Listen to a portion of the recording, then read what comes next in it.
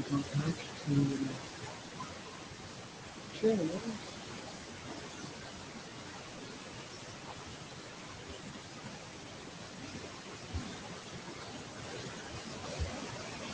only got 2 people on the this is all the fun about.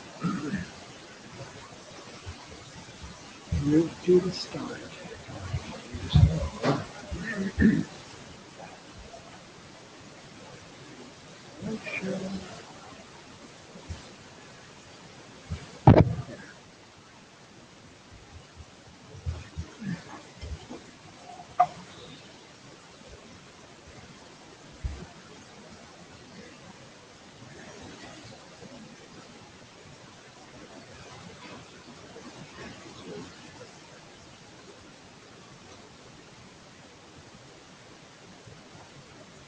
I'll start by getting the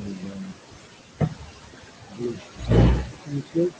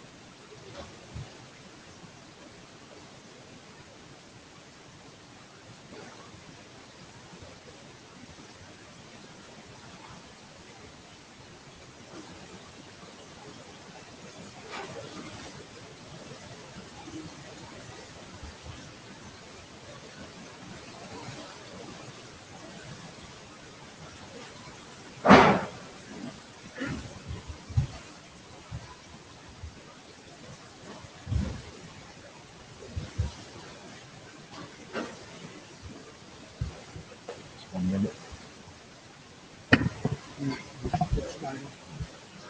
So we'll get started in about 1 minute.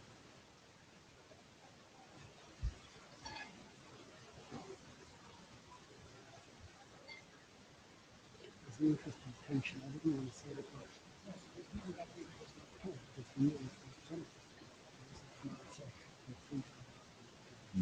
Right.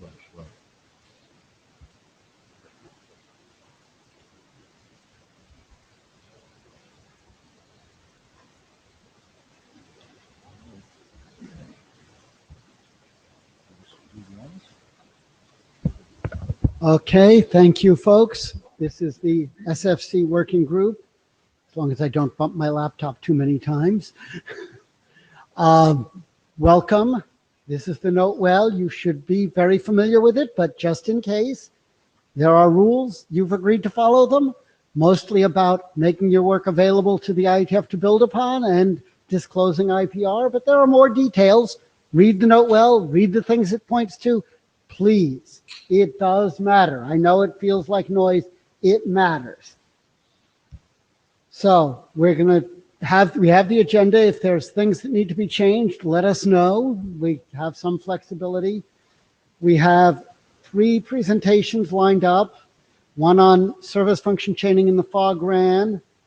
Actually, it's 4 presentations because 2 on context allocation, 1 for timestamp and 1 for broadband allocation.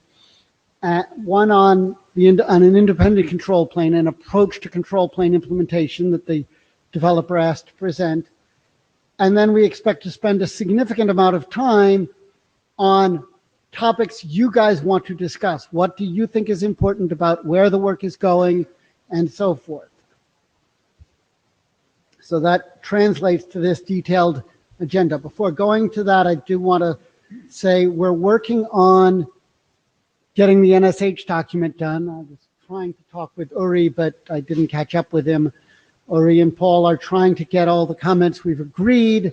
There are a few issues which have been discussed on the working group mailing list and the chairs have to call consensus on.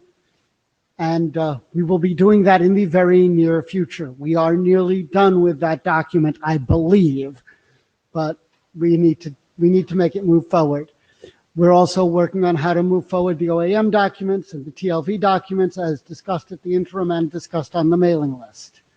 And then we can adopt some of the MD1 documents and additional MD2 documents also as discussed. So we're trying to move the work forward with a focus on the deliverables we have in front of us.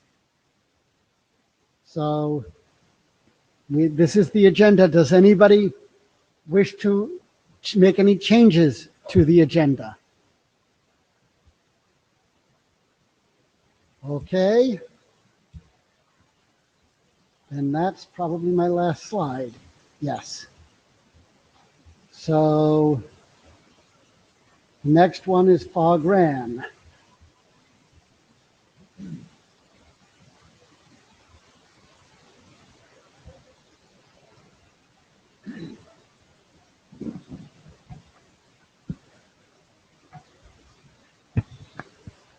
And just let me know when to move it forward. The intent is about 10 minutes for the presentation, and then questions, comments, discussion. We want to make sure, no point in scheduling a presentation if we don't give you guys time to actually ask questions. Exactly. Thanks. So my name is Carlos Bernardos. I'm from University Carlos III in Madrid, and I'm presenting this work on behalf of my co-authors and myself, Alain and Akbar. So the motivation for this document, well, the initial motivation comes from virtualization. So this is very much virtualization-oriented work. So we know that virtualization is everywhere now. And one of the places where virtualization is becoming more important is on the radio access networking side. So initially, there were some approaches in which some of the functionality of the RAN was centralized. And this basically was the trigger for the so-called Cloud RAN stuff. And then not only centralizing the functionality in a given point provided advantages, but also trying to really virtualize several functions or different functions and being able to move them around. So not only in a central point where running everything virtual, centralized provides some advantages, but also being able to, depending on the actual scenario, being able to run certain, not all of them, but some of them in a virtual environment that you can more flexibly manage. Next, please. And then in addition to this virtualization, we have also the tendency that there is a requirement for having more computing power at the edge of the network. In the future 5G, there will be, or it's likely that there will be many applications that will require extremely low delay latency. And those will be very challenging to be achieved by having a very centralized architecture. So it's therefore required to be able to put some functionality close to where the users are. And this has led to what is called by some people as intelligent edge. And this basically the main area where, for example, the HC MEC mobile edge computing ISG is currently working on. Next, please. And in this need for having computing power at the edge, virtualization is also very important because network functions can benefit from lower latency by having functionality opportunistically run at the edge. So there may be several scenarios or several examples. For example, we can have a local breakout depending on the situation being triggered at the edge, and that will allow to save some bandwidth in several scenarios. We can also have, and this is something that the MEC is looking at, additional benefits from using information, context information that is available at the RAN and making use of that information for applications or for the network functions themselves. Sorry. Next, please. And this virtualization and this edge computing powers leads us to the next, which is the definition of what we mean by fog RAN. Well, first, the edge virtualization computing capabilities at the beginning were assumed to be pretty much static. So you have some computing power at the edge that is fixed and doesn't move and is on the infrastructure side. But we can go a bit step beyond that, and we can assume that the computing power, the capabilities, the infrastructure can be mobile, can be deployed in mobile platforms, and can even reach the end device, the end user device. And all this set of capabilities that are not really not centralized, but not even in the infrastructure side at the edge, is what we call the fog. So basically, all these computing resources.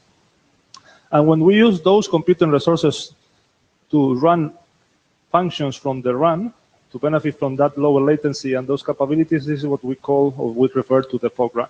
So that's basically the scenario we have in mind. Next, please.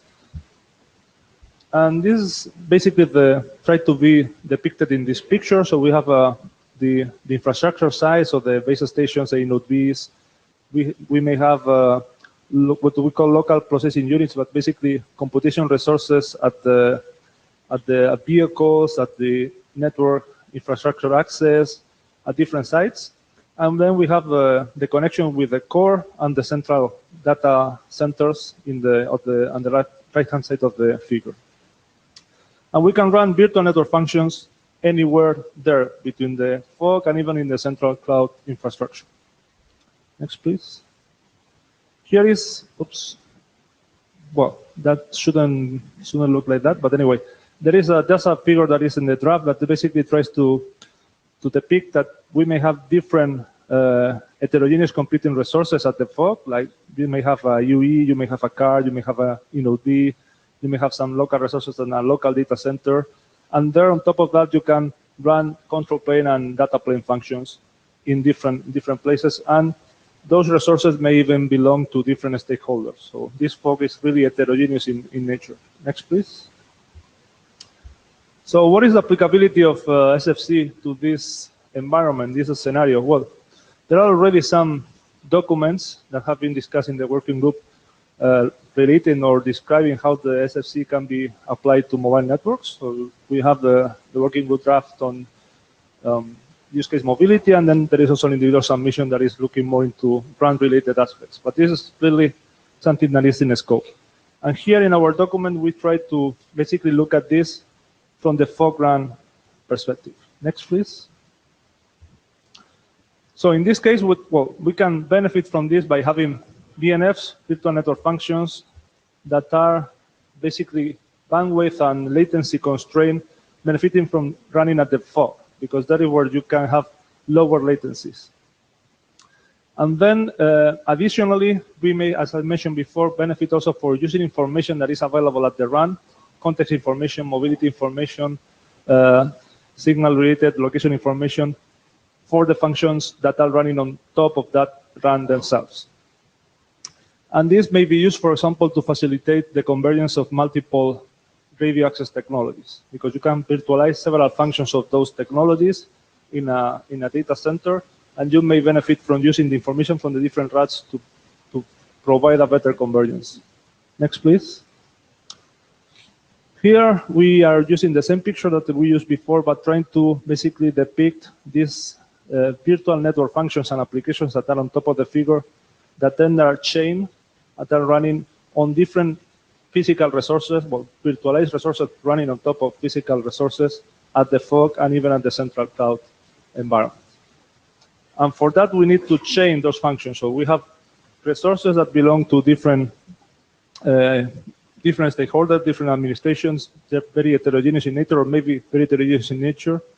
And you want to run functions on top of them and chain those functions to get a given function, given service, given application. And for that, we believe that SFC is a key component that we need to ensure that provides the features that we require for fog run applications. Next, please. And then in the draft, basically, we describe this scenario, and we also try to initially identify some requirements, some early requirements for what we believe SFC needs to provide to meet the requirements for fog run. There are some listed there. The point here is not really to list all the requirements, but just to mention that we are identifying in the draft kind of requirements that are triggered by this fog run scenario. So yeah. Now I'm going to pretend I can wear a participant hat for a moment. Yeah. A lot of these requirements look like they're deployment requirements, not protocol requirements or control plane requirements, but if you use SFC to do this, you have to make sure you do these kinds of things. Like, well, if you're going to meet a low latency budget, you have to put things in the right places. Are there requirements in there that affect the data plane mechanisms we're establishing or the control plane mechanisms we're going to establish? Or is this about how you would use, there are requirements if you want to use SFC to address the FOGRAN case? We have in mind both. In the draft, it's true that the initial draft is mainly deployment. Those are the ones that are in the draft, but there are others. For example, these heterogeneous administrative domains that we need to cross and chain. That imposes additional requirements. The control plane, here we have that even the UE may be involved in the chaining, so that may impose additional requirements on the control plane mechanisms. So there are more that we have in mind. This is just initial version that we wanted to collect feedback, but there are both deployment and protocol requirements. And next one. So basically, our goal is to collect more feedback from the working group and also to make the community aware that we are working on this. This is actually something that we are going to evolve, or we are going to work more in a project that is starting in June this year. It's actually a European Taiwanese project that is called 5G Coral. So we hope to be able to contribute with more requirements and actual implementation and architecture suggestions to the working group. And one question we have is whether you think this is interesting to keep on working, and whether, for example, you think that it would be good to maybe team up with the guys on the use cases, mobile use cases draft. So that's all from my side. Questions? Yeah, and maybe. Yeah, can you? Uri to Intel. Was wondering if you could shed some light on the kind of top to bottom stack that you envision, either in this context of this project or more generally. One of the, I think, when I look back at the work that we are doing in this work group, while it's really nice to meet friends for 3 years, we were working bottom up, and we are doing lots of work on the data plane, and exactly how something like FOGRAN could be able to use this has to do with a little bit more complete solution than just the data plane work that we are doing. There's other aspects like interoperability between different service functions. So what are your thoughts on these areas? Okay, so that's a very good question. I mean, so far the project is not even started, so it's more, we don't have a clear picture yet on the solution.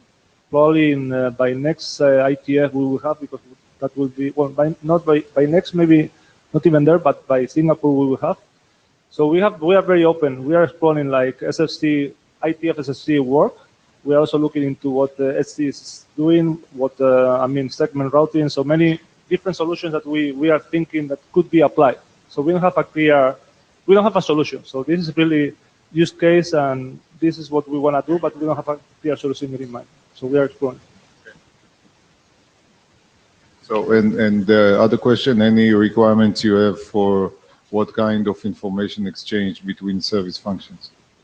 One thing that we want to benefit is, as I mentioned, in the project is key to be able to use the context information from the run itself, and not only for the actual end application, but we believe that that can be also useful for the chaining itself. So, for example, the load of the signal quality or the coverage of the run, that kind of thing may affect the way you chain. The way you change function, because you may have different available, and depending on the location, depending on the situation. So this kind of information we think should be considered. But again, yeah, we are very it would be, when you guys get to it, it would be nice to get that a little bit as a request for requirements. Any more questions? We're moving on. Thank you, Carl. Thank you.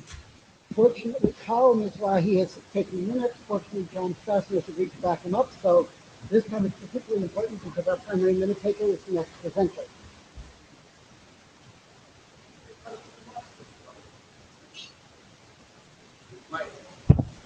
Oh, sorry, that was foolish. Yeah, Tal Mizrahi is our next presenter. He's also, I wanted to make a point of thanking him because he's taking minutes, as is John Strassner. So John is taking particular minutes this time because Tal is presenting. Okay, thanks. My name is Tal Mizrahi. I'm from Marvell. And this draft is joint work with Ilan Yerushalmi, David Melman, and Rory Braun. Next, please. Okay, so this draft is about using a timestamp in an NSH metadata And in a nutshell, the idea is that when a packet goes into the SFC domain, it has an NSH header attached to it. Part of that NSH header can be an MD type 1 metadata, which includes the timestamp. And now all the SFs and SFFs that receive the packet with the NSH can use the timestamp for various purposes. Next, please. Okay, a few words about this draft versus another draft, which is called KPI-Stamping. So KPI stands for Key Performance Indicators. And this draft has been around for over a year now, I think. It talks about how service functions can use metadata type 2 to incorporate various types of information which are related to quality of service. So for example, it has some quality of service fields, including timestamps. And some of the feedbacks we received about the KPI stamping draft was, first of all, you're using MD type 2 and that's not mandatory, so some vendors will not implement that. That was one comment. And another comment was you're incorporating information which is on a per SF basis. And that may be a lot of information, and again, some operators will not want to use so much overhead in all the packets. So this is the background for why we wanted to write this draft, and basically the idea is to be able to insert a timestamp into the NSH metadata type 1, which is mandatory, and to be able to use that routinely in all the packets. And when a problem is detected, you can either use KPI stamping or you can use IOAM in other scenarios to do further analysis and find out what the problem is and how to resolve it. Next, please. Before I go on to the next slide, just Sure. again, as a participant, I want to encourage people to ask questions. So my obvious question is, a lot of the MD1 encodings use all 16 of their bytes. So there can't be a variation on that MD1 encoding that has your timestamp. Have you talked to the other guys doing MD1s? Because an MD1 is a fixed, well-defined set of encodings. So there can be an MD1 definition which includes a timestamp field, but what about the ones that can't fit it? Right, so we're certainly open to discussion, and there's certainly maybe a mix and match here where you can mix the timestamp with some other fields from other allocations, and it's certainly something to think about. We'll be happy to hear more comments about it. Because I had the same reaction to the security draft. Well, you can't like just arbitrarily combine TLVs in an MD1, because an MD1 is a specific well-defined allocation. Right, yeah, well, it is what it is. Okay. Name and Greg. affiliation, Yes, please. Greg Mirsky, ZTE. So can you recapture the purpose of the timestamping? So Yes. are you trying to measure residence time? So bear with me 10 more minutes, and if I don't answer this question, I'll get back to you, okay? Maybe even 5 minutes. Okay, so this is the structure of the allocation that is proposed in the current draft. We start from the bottom, so we have 64 bits of the timestamp, and this is a 64-bit field which is based on the IEEE 1588 timestamp format, and one of the reasons here was to allow existing implementations which already rely on IEEE 1588 to synchronize time to be able to use the same timestamp format using the same clock.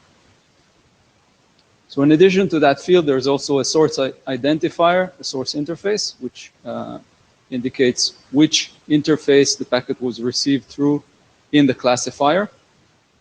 And there's also a sequence number, which can be used for detecting out-of-order delivery or detecting duplicate packets. It can help in detecting loops in some cases. Next slide, please. Okay, so let's talk a bit about use cases, and I think this goes back to Greg's question.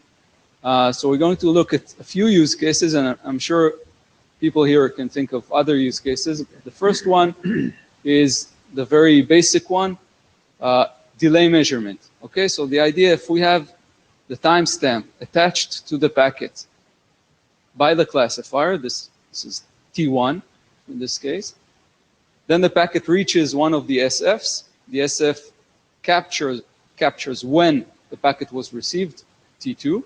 And if the nodes are synchronized in the network, this allows one-way delay measurement, T2 minus T1. So that's a very basic example of how nodes along the way, SFs or SFFs, can know the one-way delay. Another possible use case relates to something called alternate marking.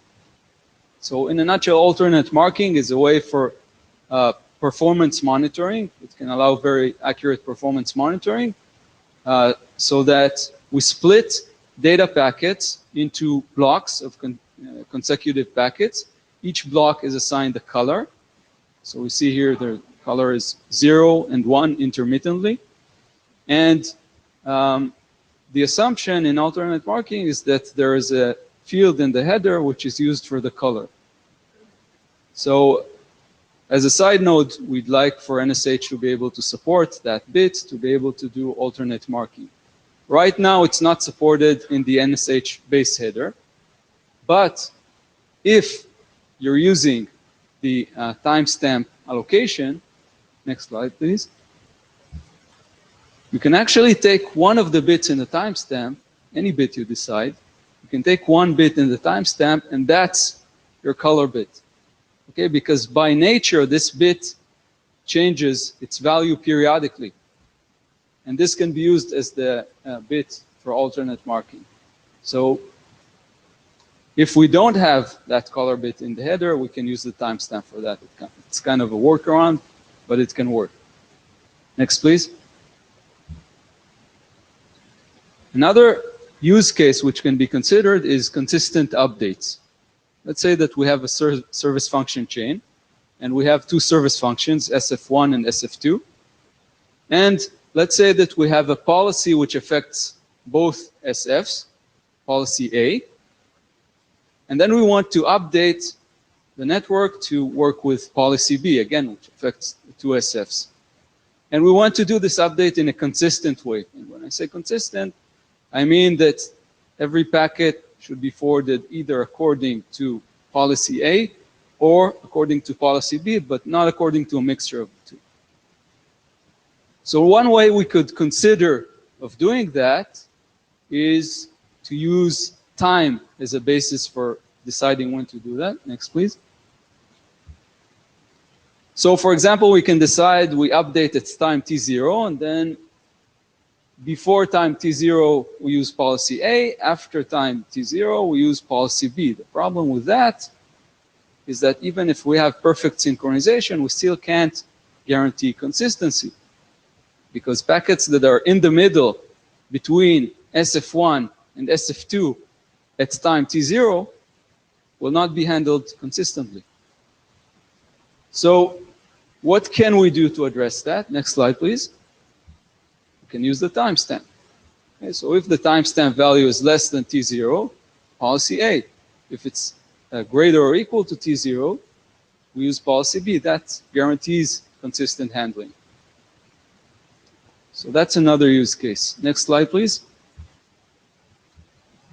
Okay, so this draft was first submitted a couple of months ago, and basically it defines the format of the MD type 1 timestamp allocation, and it discusses some of the use cases we talked about now.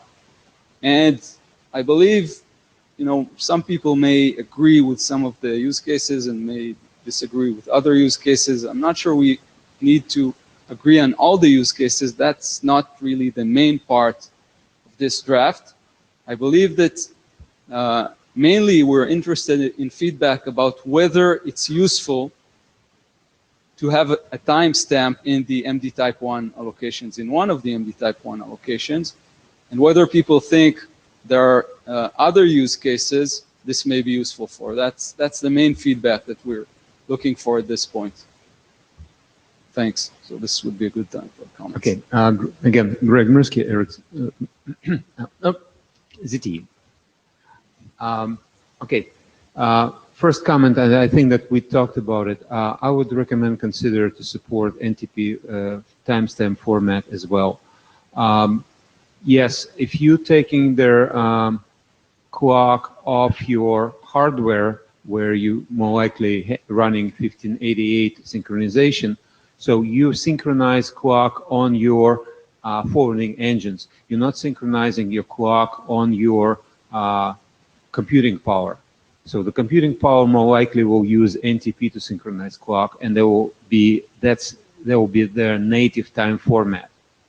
So if you're taking timestamp in a software, in the control part, that would be your NTP, and you can save yourself conversions. Yes, conversion is trivial, but still. Another thing is that, and it's more serious, I think, it's consistency of taking timestamp. So if you are in a situation, and that's what probably will be the case for SFC, that you're taking timestamp in a software outside of your hardware, so when you already received the packet, where you're in a node experiencing unaccountable latency processing the packet, so you cannot really guarantee that you're taking the timestamp consistently. So the measurements would not be really consistent. You mean accurately? No. Accuracy is different. Consistency is important. Because the way you are taking timestamp in a control plane is impacted by latency of processing the packet in the control plane. Okay? So basically, it's very hard to characterize what exactly are you measuring. That's why when we are doing performance measurement on a path between two endpoints, there is a strong recommendation to take a timestamp on the first bit when it leaves the hardware and the first bit when it enters the hardware. So this way, you're taking the timestamp without impact of your host processing, and you're measuring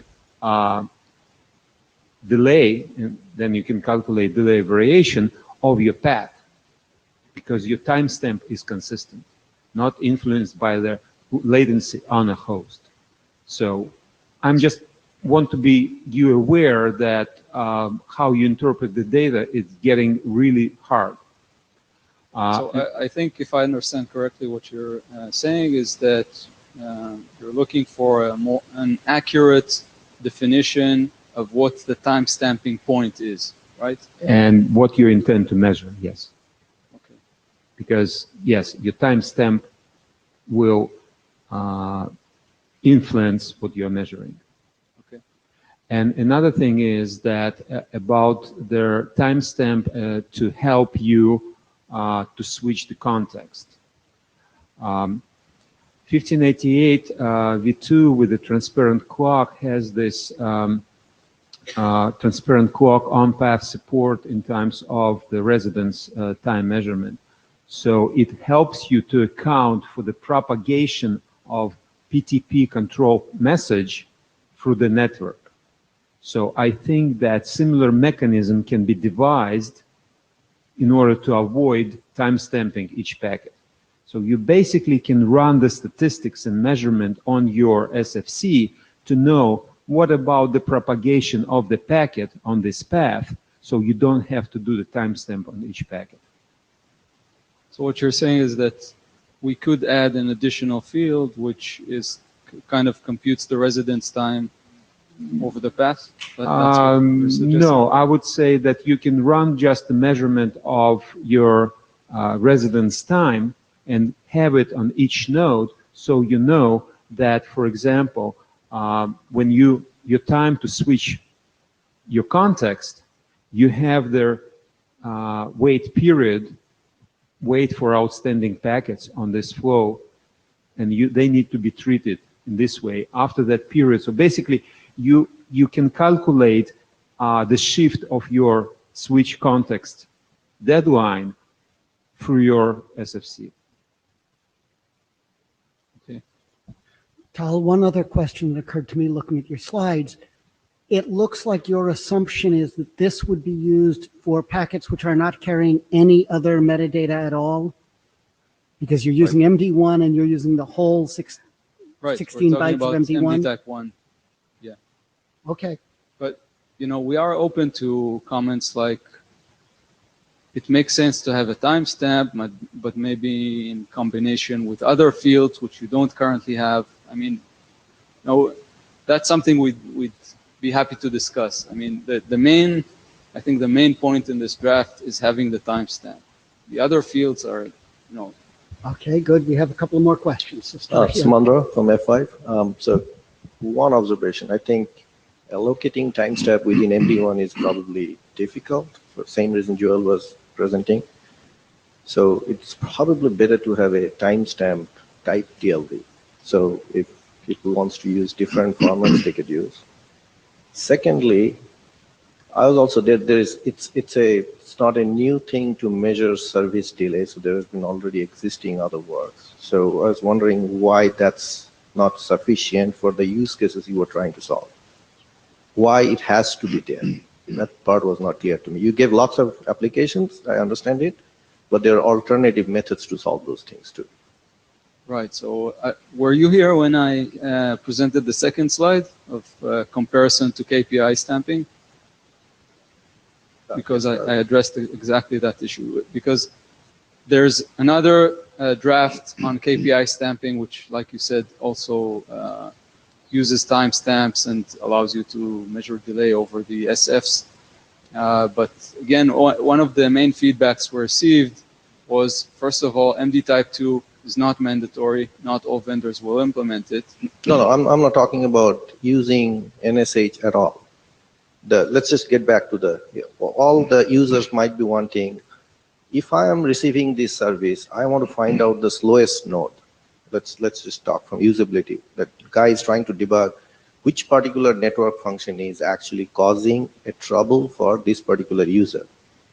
And there is not a requirement to actually have a very fundamentally accurate measurement. It's kind of in the ballpark, right? I could use the TCP statistics also for that, regardless of NSH-based timestamp. So what I was trying to figure out, if somebody has this timestamp and somebody out in the field is actually using this, there are two questions: how the operators are going to integrate into their existing analytics tool, A, and what do I get out of it? At the end of the day, what is the extra insight they would have because of this timestamp resident in this NSH metadata? Right. So you can use other OAM mechanisms in other layers, or the idea here was to have a timestamp in all the packets, because it's an MD type 1 allocation. That means you have it in all the packets, unless you're using MD type 2 in some of the packets. I mean, my general observation is that if it is not absolutely a requirement, I really do not like extra bits on network. So from that, on my theory based on that, it should be MD2, if it is at all. So I believe you should probably try to convince the working group that MD type 2 should be mandatory. That No, would be the I'm first saying step. this feature itself may not be mandatory, so therefore it doesn't require to be on MD1 at all.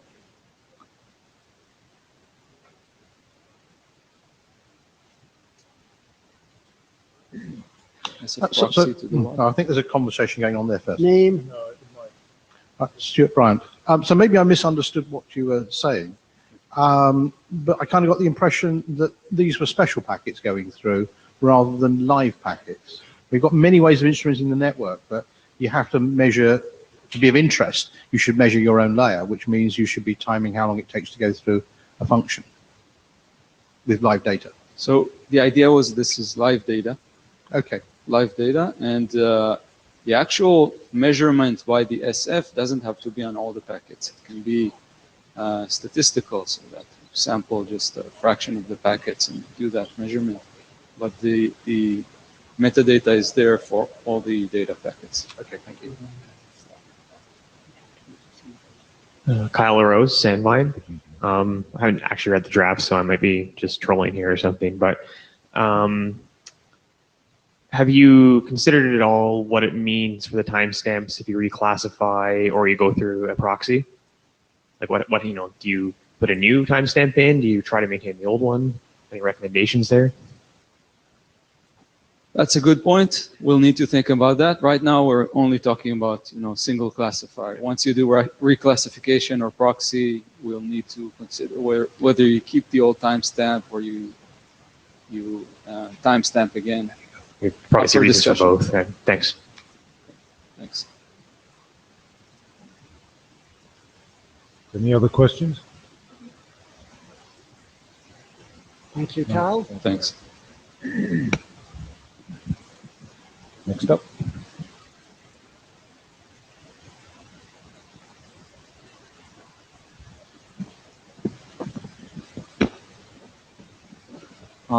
My name is Praveen, and I'll be giving a brief update on the broadband allocation draft. Jeff, Surendra, Wim, and Mohammed are my co-authors. Next slide, please. So in this draft, we define the metadata allocation for both the fixed as well as the variable type for broadband use cases. And this is in the context of both mobile and fixed broadband. Next slide, please. So in the IETF 94, we gave the presentation on how to do the metadata allocation for the fixed format. And since then, we have added actually the support of metadata type 2 for the variable format.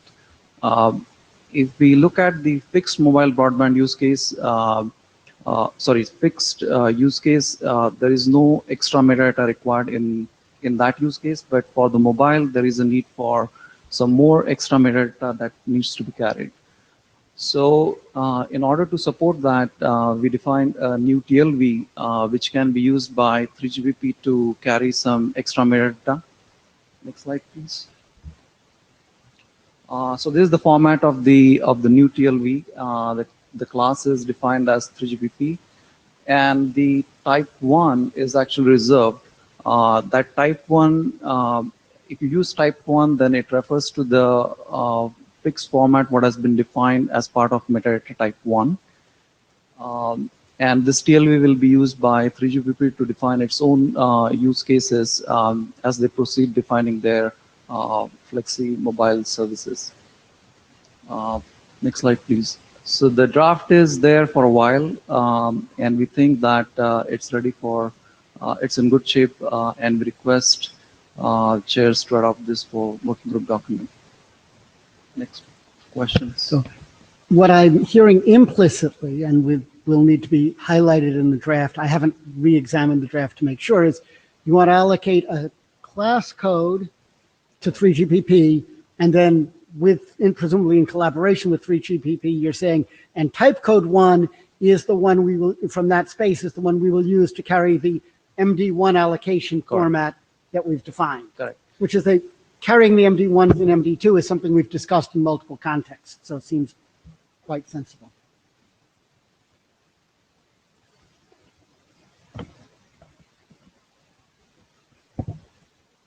Adrian Farrell, hello.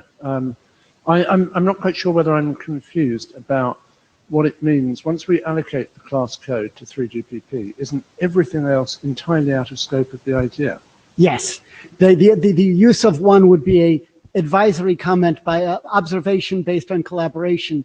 But the key, there is probably a procedural hurdle somewhere down the road of making sure 3GPP really wants this and will do this. But we need to, it's not a big deal for the theory, but in practice, they would actually own the definition of type 1 or any other types.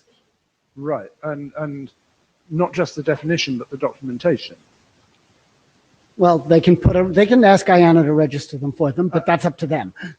Right, exactly. So, having an IETF RFC that stops at the, can we please allocate a class is fine, but beyond that, what is there to adopt is my question. We don't have to do anything beyond that. I think that will be defined by 3GPP further. So looking at this slide, we should stop after the first bullet. Yeah? Yes. Right. That's good. I won't read the other bullets.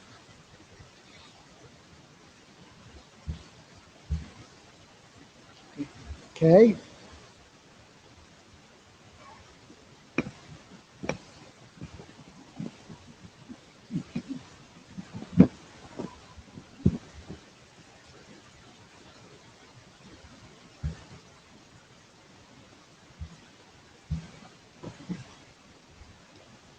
Hi, Samandra. So this is actually not a draft.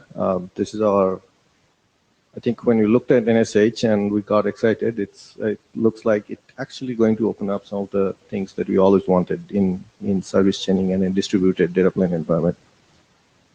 Now, having said that, we actually set out on to basically putting these things in practice and try to do this. And one of the things we fast ran into is this. I think this working group has done a wonderful job of data plane, somewhat forgot about the control plane. So mostly what I'm going to talk about is that when we implement it in practice, there are lots of things that we ran into that's probably not getting due credit here. And when you talk to the actual operators, those are the things that comes out as a major problem.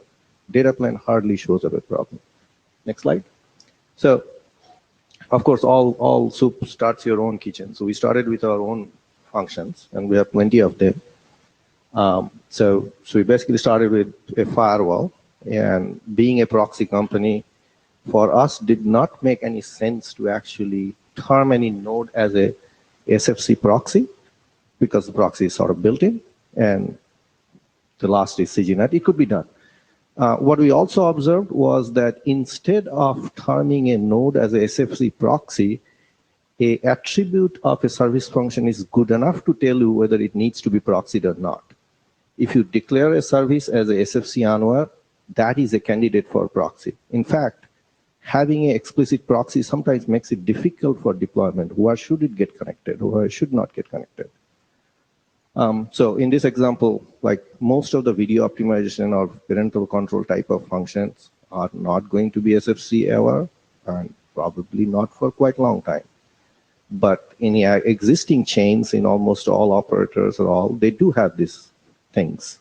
And when they are actually building a chain, nobody is going to basically say, I'm all going to jump in NSH or all going to jump in new thing. They're all going to say, I'm going to use the firewall, which probably gives me NSH capability, and I'm going to use the P gateway, which might give me subscriber information, so other interesting information that my firewall can use it to block a subscriber-based traffic rules. But I'm going to use the video optimizers in certain conditions when my network conditions goes down. And I do have ways to detect when network conditions is appropriate for certain video optimization.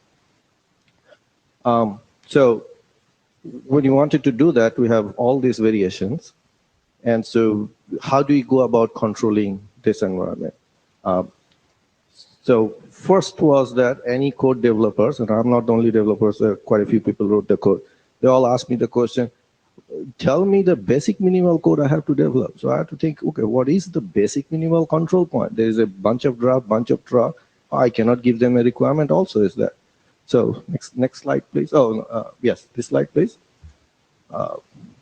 So one of the things that we early on found out, in academically, we can say controller and management is two different things, but when you actually try to put them in operationally, it's very difficult to separate them out. You really cannot build one without other.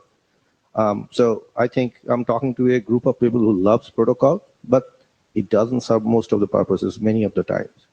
So even though it may not be right for them, we probably could think about operationally when we actually put all these service functions together, what's the minimal control plane? What's the minimum command sets that we do need to have? So even though this is a configuration, I actually purposely put these slides because this is what we had to have in order to make anywhere. So basic configurations we needed was a service node name, few things that everybody most agrees, IP addresses, whether it supports SFC or not. And then we also actually had to find a new attribute called skip. Skip simply meant if this service is unavailable, you can skip it. In fact, it is very useful if you are a optimization functions. By definition, optimization is there to improve your life, but you do not depend on it. You can look at a crappy video and throw the phone out. But if you have an optimizer, you might actually keep on going with the operator. But it doesn't depend that you have to have the service. My kids probably won't like to have the parental control ever, but I would like to have. So I don't know whether that's a skip or not. And actually, that's a good question. In some cases, it might be skippable. In some countries, it may not be. So skip, we found an attribute that is actually required to be in service itself. then came the cluster, this thing. Almost everybody, especially if you go from physical to virtual, people are clusterizing this thing.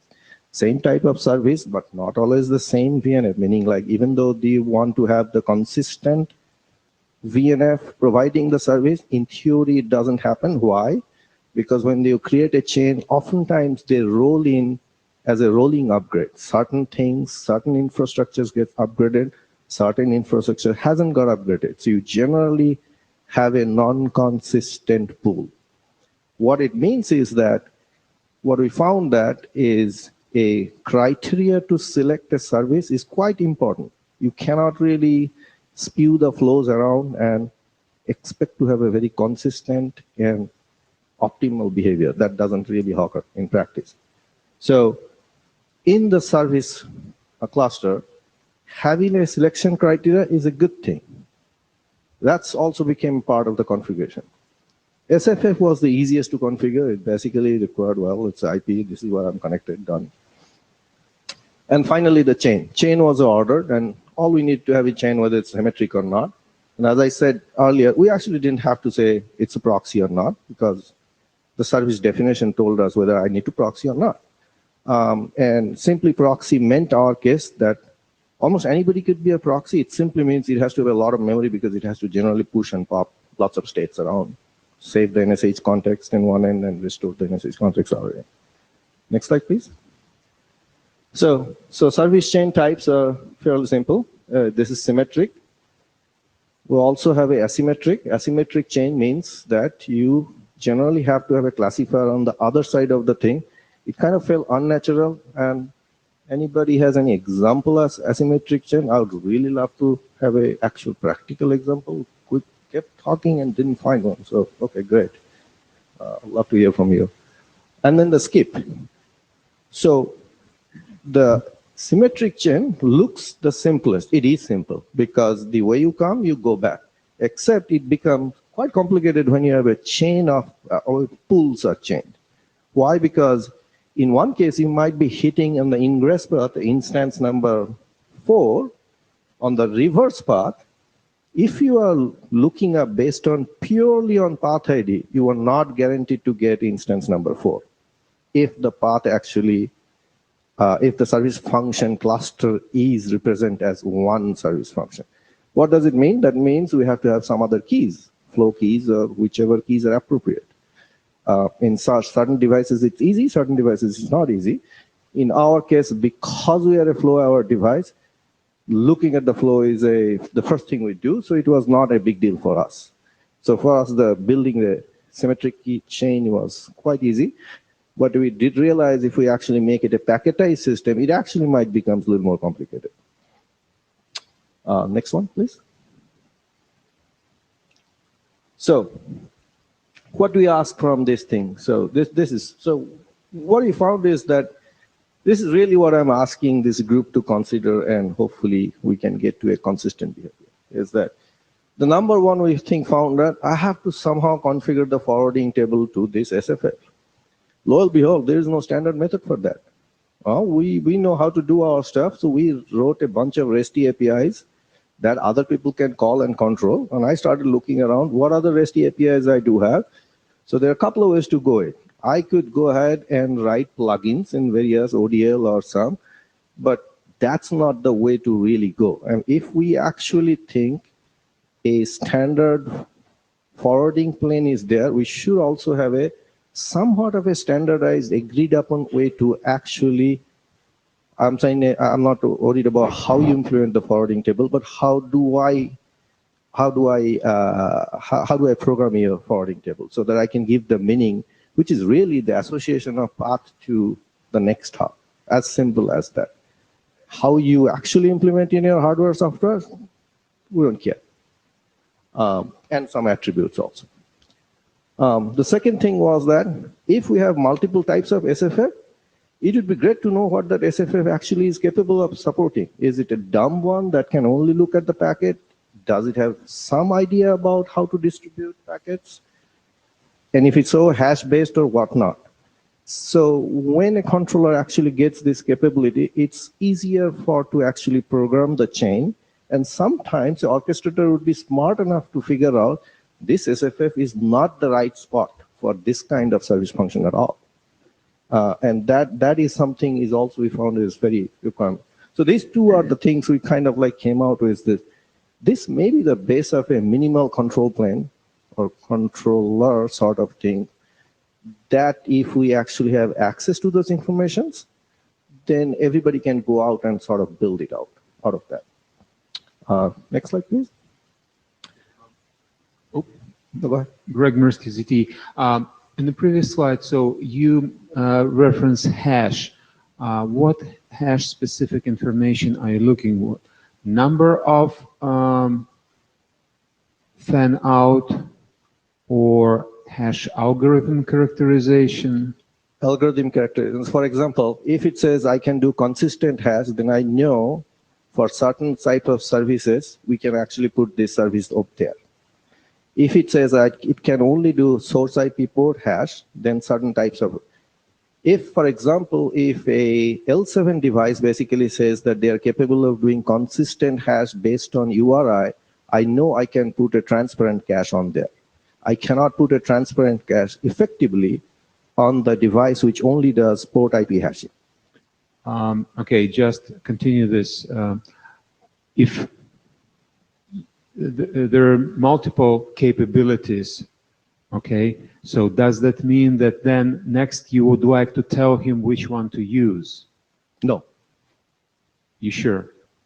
Which SFF to use? No, which of hashing algorithms to use.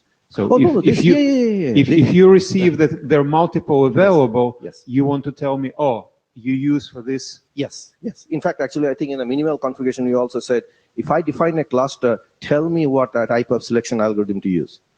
Okay. Because that we really like to know. We don't want to make a guess on it.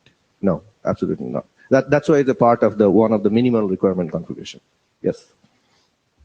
So the other thing we thought, okay, not everybody is going to have a load balancer every. In fact, it's not a recommended way of doing things anyway. It's actually will push your cost down, up.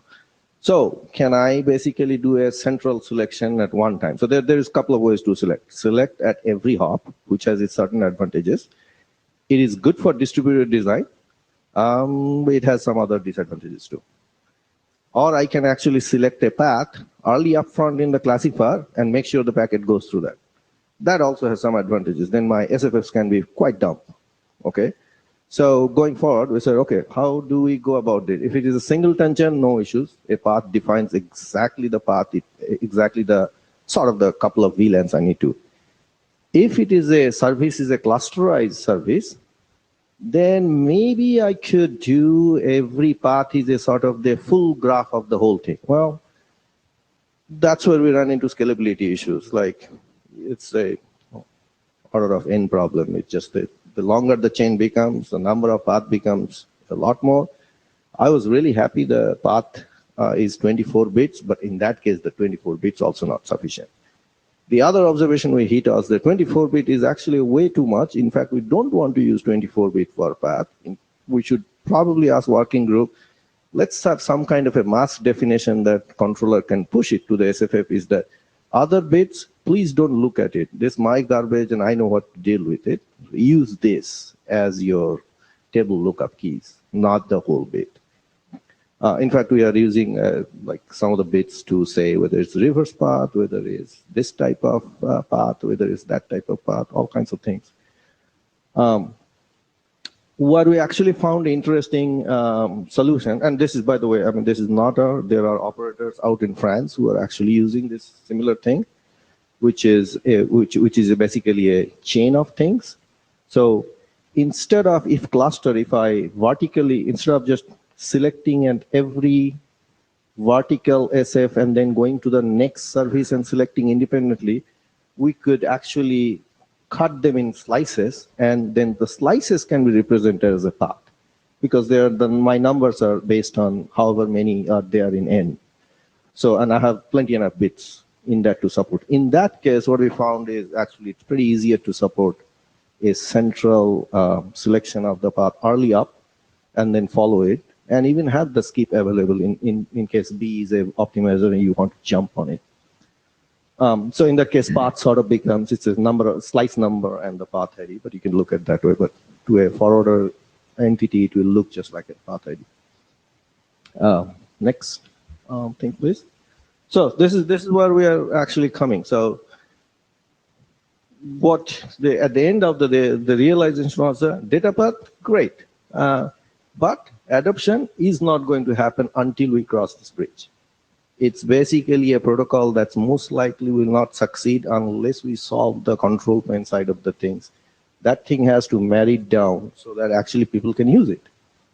And in order to use it, we actually need to sit down and come up with a minimum set of APIs. And I really don't care whether it's we come up with a schema definition in JSON or somebody proposes that OpenFlow commands is actually good enough and we standardize on that.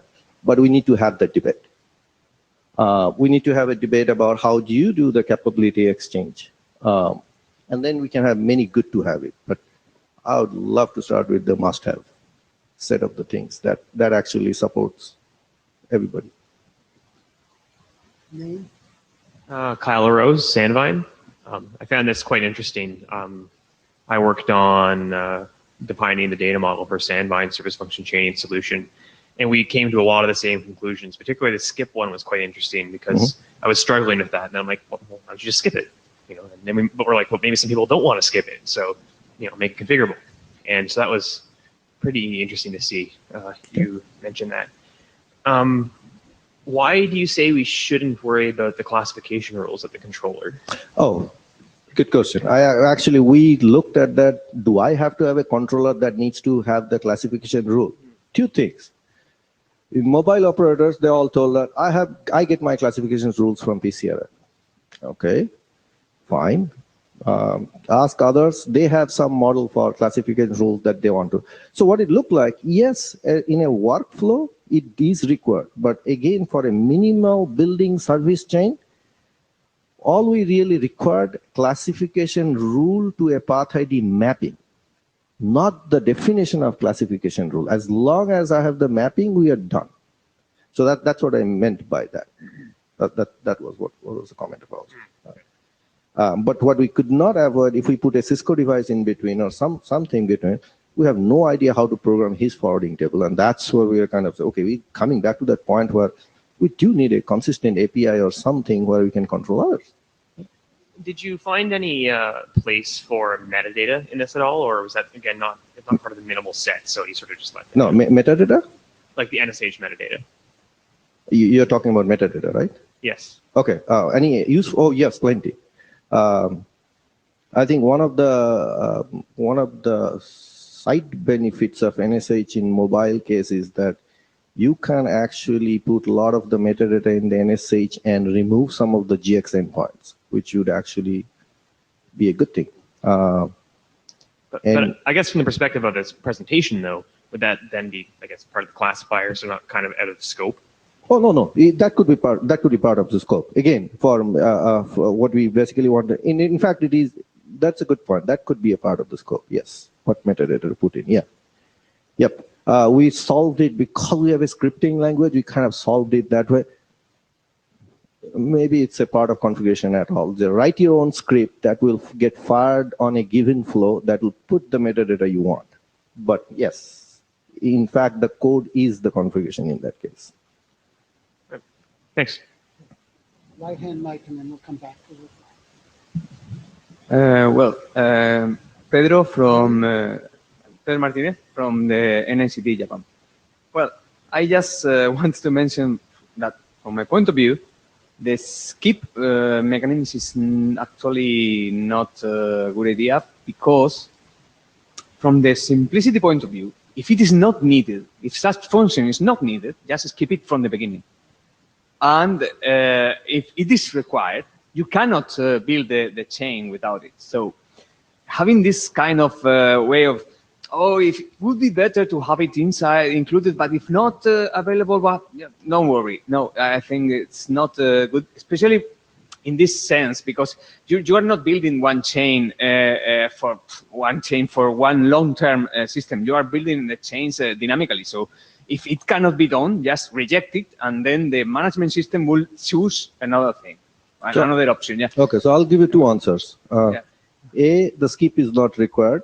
B, That's skip is not required. It's a good to have. And actually, I'm fine that if we get agreement on how to program the forwarding table, forget. I don't want skip thing at all here.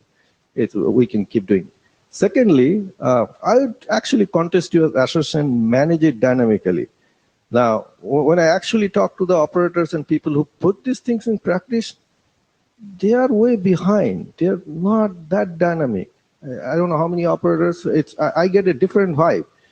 We think in this room that things can be pressed and done. It's not, for a couple of reasons. Everybody comes and says that you could do the program, but when you look at the number of REST API calls that goes from controller to this thing, that sucks. And I agree, that sucks. We started with that, and we ended up doing a totally different model, informal performance thing.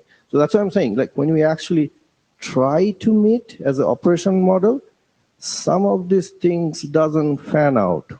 To give you an example, in order to configure a service chain, let's say you have n API calls. You lengthen the chains, n multiplied by n, multiplied by many of the RTTs that these systems can have, you might not be building a dynamic chain that dynamically anymore. Yeah, so in that case, what sense does it have? If you had to build it by hand? No, I'm not saying hand. What I'm saying is that it's not as dynamic as you are thinking. Is that if a operational guy sees my video optimizer is loaded, and I'm going to build a chain, a alternate chain that doesn't have, it is actually easier to skip over than build the alternate chain and put in. That's in practice has been proven true. Yeah, but what I mean is that in practice, from actually even from the implementation point of view, I find it easier to just let the system say reject one chain. They say because I cannot meet with these requirements, because I don't have this function. Yeah, and then the manager, being whatever, can decide what to do. Yeah. Instead of implementing in all the orchestration part, implementing that, well, this function can be skipped, so we have to check if it is available. And what happens if it is available now, but then in 5 minutes it isn't, or something like that. Yeah.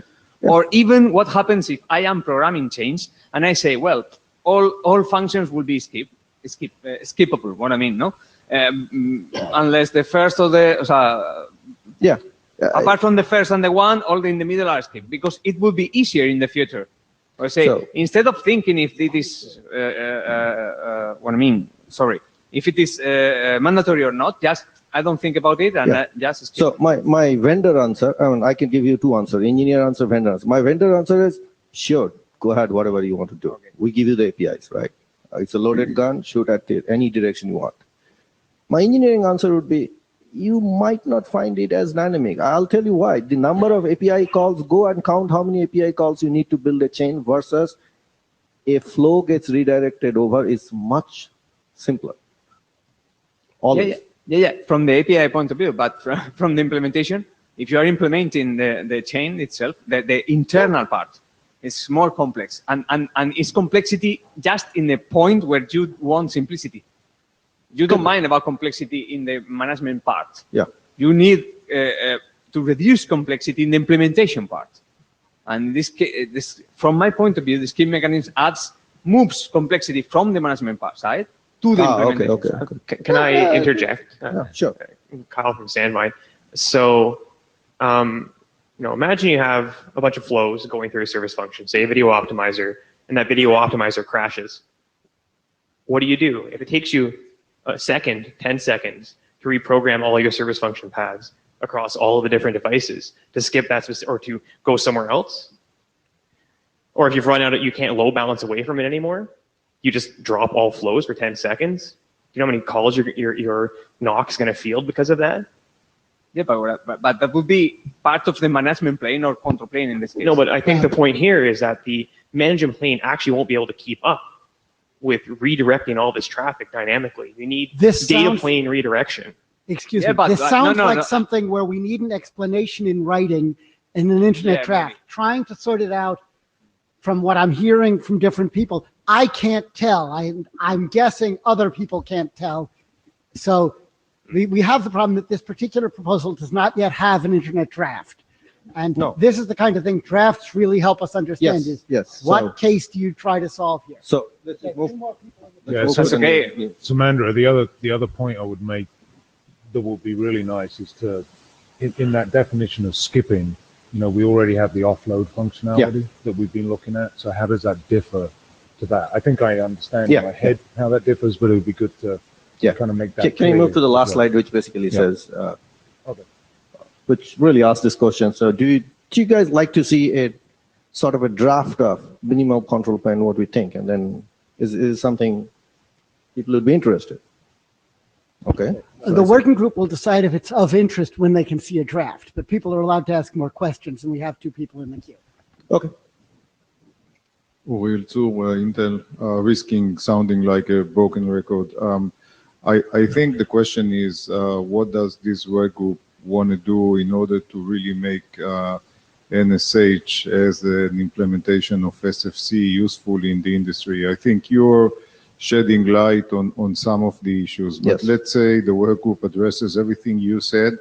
I don't know that is enough. So the question to the chairs is, what tools do we have in order to enable broad industry deployment? I think the presence in the room 3 years into the action suggests that there is high interest in the industry to see this working. We have invested in data plane. I think Sumandra used the example of a PCRF, which I also believe is an interesting, viable option. While there is room for innovation for folks, I think maybe we could do something as a liaison, something as working with some open source consortiums in order to actually create some minimal, what you call minimal controller, I'd like to call minimal implementation that simply shows the path. How we go from some policy that comes out of a PCRF and we end up in the data plane, then I think we take off. Before that, we are the plumbers building something, and would they come? So my question is also to the chairs. I think we kind of felt in the same way as that we had done half of it, but unless we finish the other half, it's not going to take off. That's really, I sort of agree with what he's saying. Yes.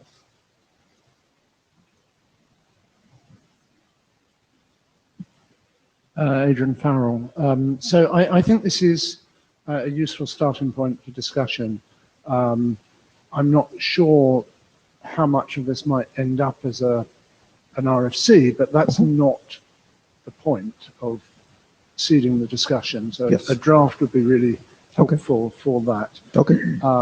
And I think there's a separation that it would be nice to make between the title of this slide, which is minimal controller requirement, which is very distinct from minimal control requirement. Oh, yes. Yeah? Yes. Yes. And I particularly like this Okay. title.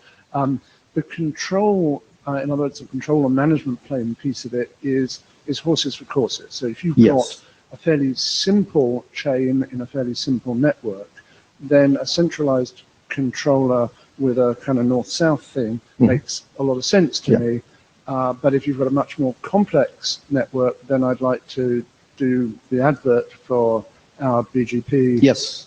document, which has just been adopted by the BEST working group Yes. and posted there. And you guys in this room need to be looking at that and feeding back whether we are meeting requirements, we've missed bits, we've over-engineered or whatever. Yes. Actually, I read the draft over the flight, and I was seeing that this draft is trying to address the very similar things that we are trying to address in a different mechanism for a different use case. So it does make sense that we do have some sort of a minimal definitions and then methods to achieve that minimal definitions. Yes, I do agree with that. Okay. And there's the PCE draft, which is also addressing parts of this that are relevant to this discussion and other proposals other people have. And that's one of the issues we as a working group have to deal with. Lucius.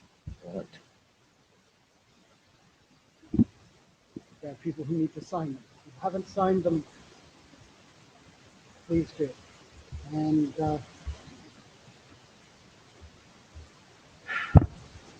at that point, the next topic on the agenda, and we're very slightly behind our planned schedule, but only slightly, was open mic for discussions of topic of interest to the working group.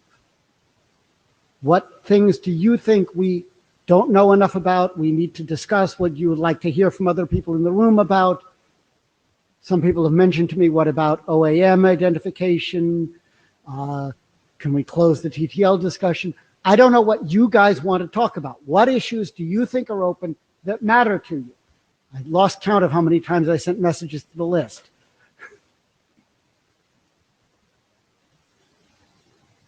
And I'm sorry, speak a little slowly because it's important for the minute takers to capture this stuff. Kyle LaRose, Sandvine. I'd really like to close the TTL discussion. So. And would you like us to use the TTL that has been proposed on the list or something else? Yes, I'm in favor of the TTL. Okay. Anybody else want to comment on that one? Rough consensus obviously is actually on the list, but we have been observing the list, and I will say that from my personal perspective, what you've just said is consistent with what I think the rough consensus on the list is. But we haven't reviewed carefully to say, did we miss any important emails or anything?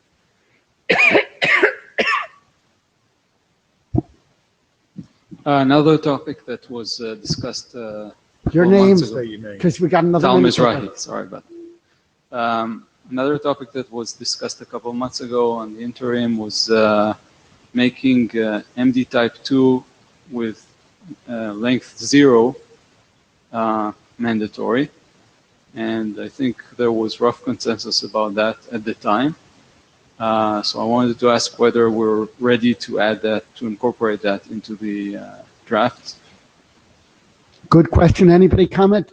This was brought to mentioned in the minutes. It wasn't highlighted as a major issue, but it probably is a bit more a major than we called attention to, which is to say, in addition to making MD type 1 mandatory, saying that for SFFs, MD type 2 with a 0 length was mandatory to support.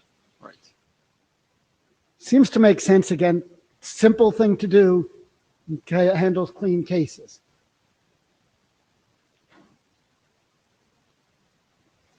And if that gets in the minutes, it will help us to track to make sure we do follow up. Anything else?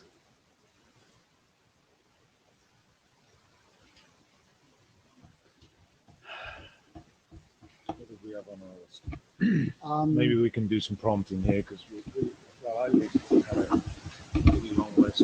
Yeah, so the next one, I believe we have called agreement on, was the CBIT.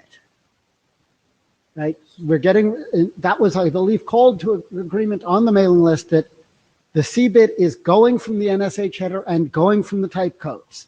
We're not going to have something marked critical. Now that has implications for OAM. We have text on what OAM means, and that text isn't affected by this change, but it may be that your thought process about OAM is affected by this change. As far as I know, we've still got the current text as the agreed OAM text, with the O-bit retained with its meaning as described in the current draft. Some folks have expressed some concern about this, but I didn't see a rough consensus to change it. But if somebody wants to bring it up more, okay.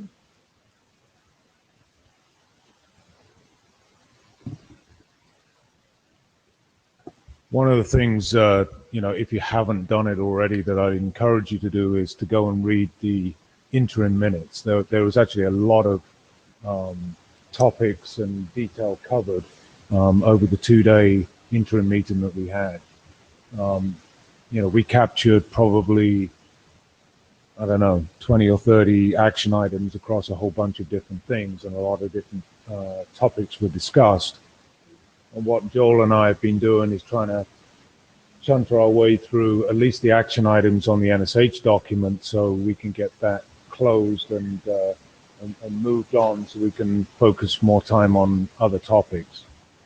I think from my read, the TTL was probably the last open item from that list. Most of the other ones we've done the consensus on, and I know the editors of the document have been busy trying to keep up with those edits to NSH, and there should be another version coming out too. But we definitely want to close on that TTL discussion. We can't do that today, but I encourage that we'll try and get that done on the mailing list and then move that document forward. So again, go and look at the things that were discussed on the interim if you haven't already done so. And if you have comments on any of those things, then use the mailing list. Let's try and tie a lot of these loose ends off. I think from the chair's perspective, we're as anxious to move on as everybody else is, and but we need help from the community to do that, and hence this Q&A session here, that we want to make sure that we push the working group in the right direction, covering the things that you care about. We asked Samandra to that presentation to look at it from the implementer perspective, and I think that was really good feedback. We should talk about how do we. I don't want to go away from here and be having this same conversation again in Prague. I want to see something actually happen between now and then. So let's get together and make something happen. So if that means that it needs to be a draft that talks about those minimal requirements that we need, let's get that done, because we had a lot of discussion on the control plane requirements document, and at least for me, it was pretty clear that we don't really know what to do with it. So let's get more eyes on these things, and doing my pitch to get you guys involved, and let's try and move some of this along.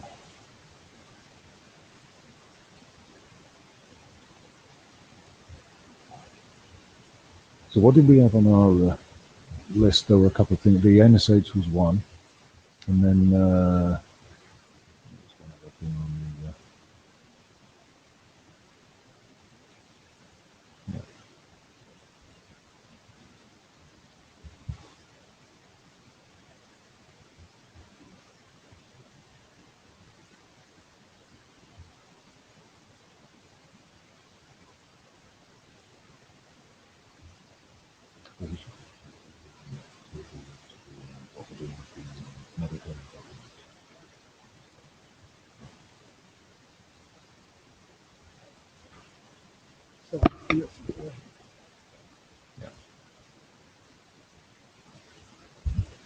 What do you want me?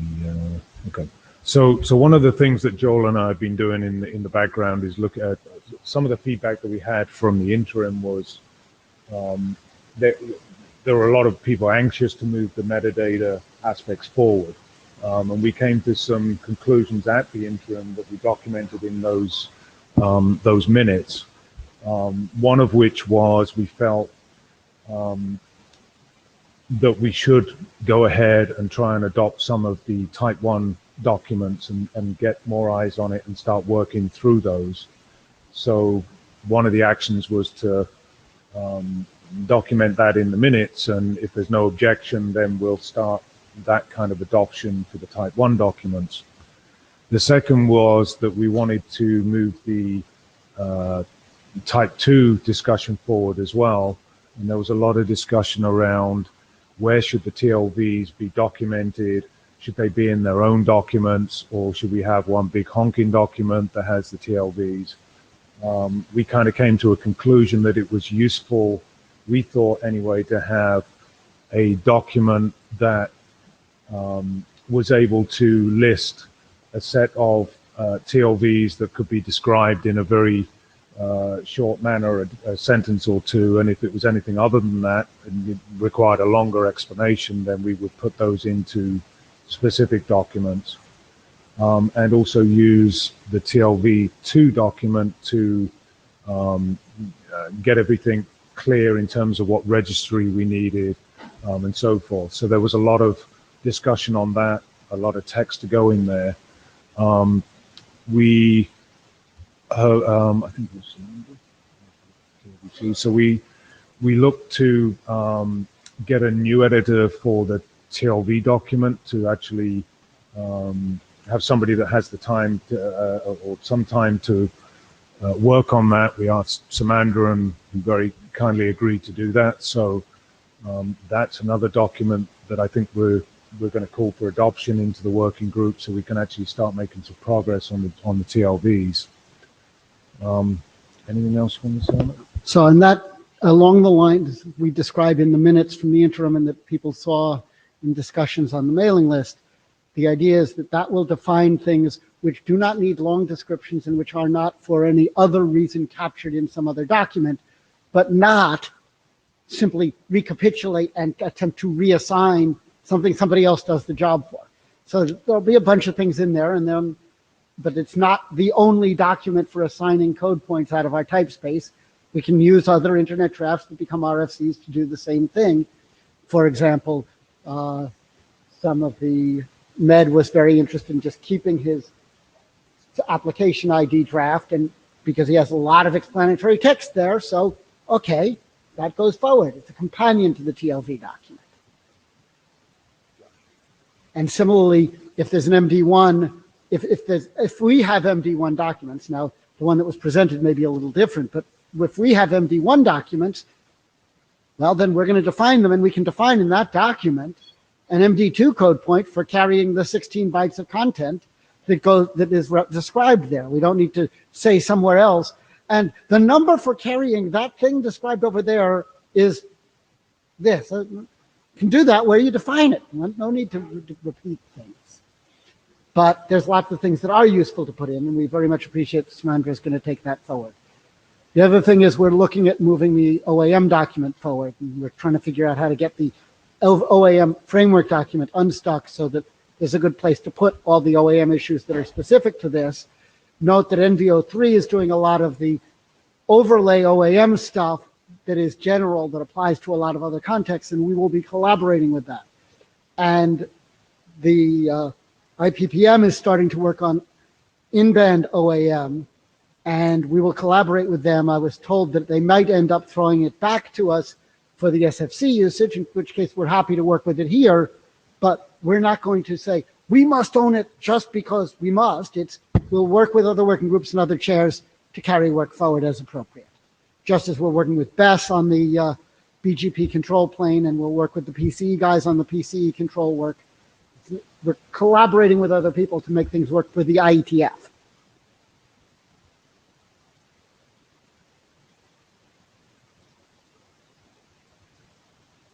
Oh, there's one other work item that I see in the minutes from the interim.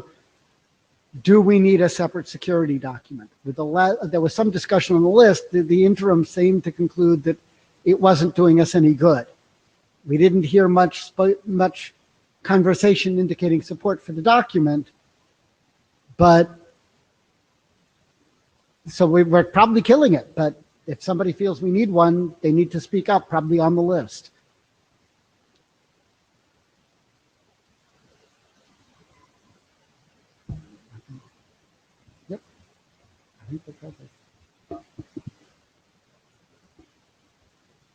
So any more burning issues that people want to raise?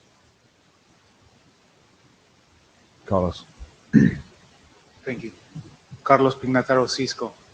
Since we have time, I did want to bring up one issue to the awareness of the working group, which is part of the work in the in situ OAM or IOAM. IOAM is a body of work that we presented in various working groups for the last two IETFs. Many of the actual use cases that we have, for which we have running code, are targeting SFC applications, including NSH in particular. During this, what I want you to do right now is essentially two things: give a 2-minute update of what happened and where things stand, and second, a request to the working group. So what happened during this IETF is that we actually brought that piece of work to IPPM, to the IP Performance Metrics Working Group, In particular, we're targeting the adoption of the data structures document in IPPM. There seemed to be good support for that. So, there is a decent likelihood that that's what's going to happen, that the data work is going to live in IPPM. We want low overhead. We don't want a lot of requirements, documents, and use cases, etc. And then the transports probably are going to happen within different working groups. That means that, we're going to come back to SFC saying, hey, we need this set of NSH code points for IOAM. And we're going to come back with one more thing, which is one of the drafts, which is proof of transit, is about, as the name implies, proof of transit during a service function chain. And that one is a use of IOAM, which targets specifically NSH and SFC.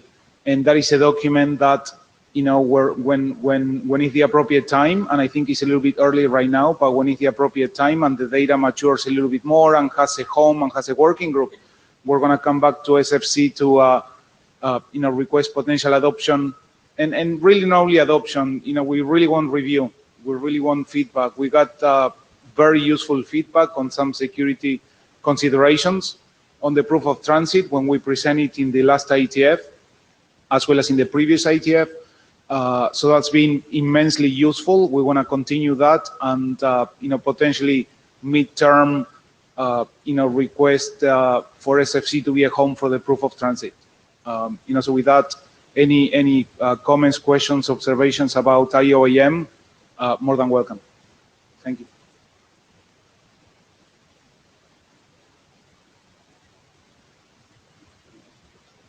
Not seeing anybody approaching the microphone, I guess we'll give you back the rest of your time. We need the other blue sheet, please.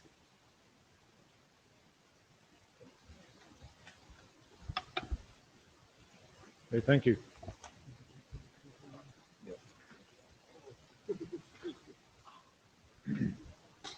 Yeah, if anybody hasn't signed this, please come up and do so.